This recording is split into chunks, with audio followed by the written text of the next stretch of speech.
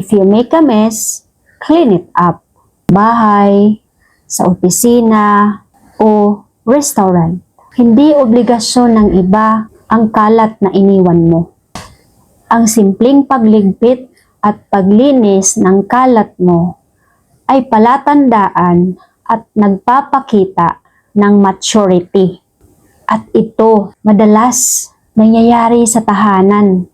Bata man o matanda, may ganun talaga. Kakain, tapos yung pinagkainan, hindi lilinisin, nagsi-CR, hindi nag-flush, nagkakalat ng mga papel sa sahig, hindi nililinis. Napaka-unfair, di ba? Doon sa sumusunod sa'yo, nalinisin yung kalat mo. Pinagod mo ang ibang tao dahil lang sa kalat mo. Ang kalinisan at pagiging responsable ay dapat nanggagaling sa tahanan para hindi ito madala sa labas.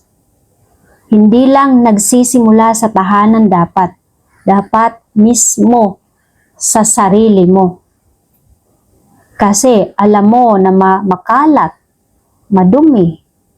So bakit iiwan mo para iba yung maglinis? Bakit? Wala ka bang kamay? May sakit ka ba? Hindi mo ba kayang linisin? Disable ka ba?